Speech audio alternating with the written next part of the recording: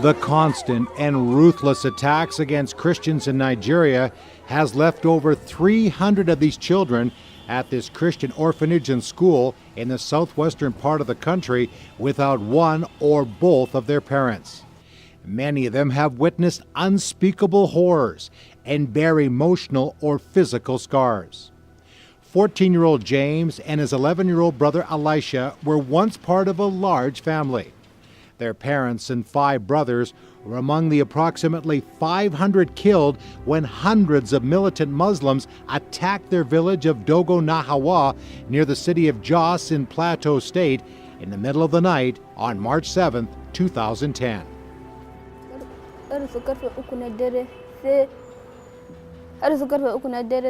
It was about 3 in the morning when we heard gunshots in our village. My parents and my brothers tried to escape by running, but we meet some of the rioters in the road, killing people, cutting people with cutlasses. I was cut with a cutlass and fainted and fell down like a dead man. Because I was small, I didn't know what was happening. When I heard the gunshots and saw the burning houses, I saw fire all around. I started to run. They saw me running and hit me with a cutlass on my back. Elisha, who was 9 at the time, laid on the ground for about 3 hours. The rioters left me there and went away. They thought I was dead. In the morning, I managed to move myself to a room in a house that wasn't burned. There, some people saw me and took me down to the hospital. It was at the hospital that Elisha learned that his parents and 5 of his brothers were dead. One older sister also survived and currently lives in another part of the country. When I heard my family members were killed, I was angry. Elisha's only surviving brother, James, was in serious condition after being hit with a machete in the face, back of his head, and his back. James also suffered burns to his left arm. At the hospital, I was told my mother, my father, and my brothers had been killed. I felt sad, and I thought it would have been better if I had been killed and they were alive. When I was told they had been killed, I was burning inside, and I felt that I must get revenge.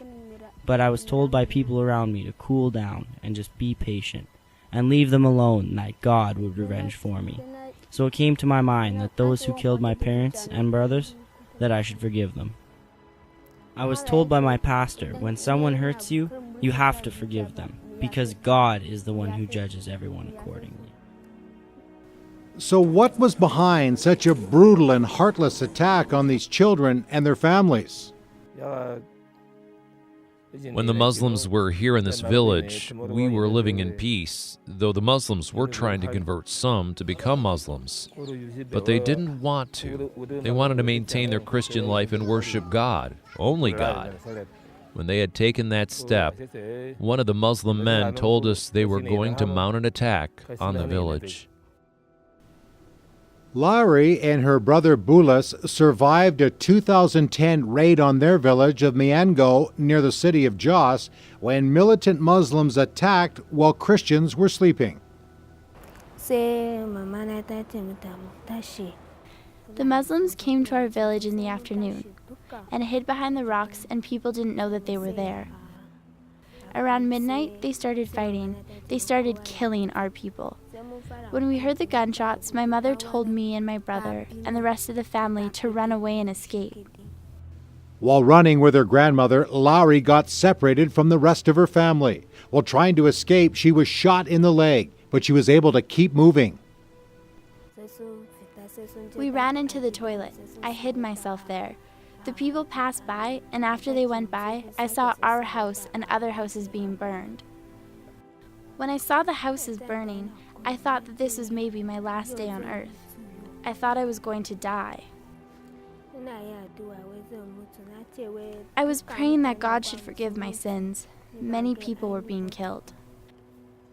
After the mob left, Laurie and her grandmother, who had also been shot several times, came out looking for help. When I managed to come out from the toilet, some of the villagers saw me. They asked what happened to me, and I told them. They saw the wound and bleeding from my leg, and they took me to the hospital where I was treated. Larry's brother Bulas was shot in the foot during the attack and was also treated at the hospital. While no one in her family died that night, 6 people in the village were killed. The Muslims said they would come back and kill more people. The Muslims said they were going to kill everyone in the village so they can take the village as their own. Larry says the militant Muslims also forced some of the Christians to leave their faith. Some people in our village were told to become Muslims and turn away from Jesus Christ and start worshiping their God. Some became Muslims, others refused and were killed. I asked Larry if she would ever become a Muslim and leave Jesus. The answer was no.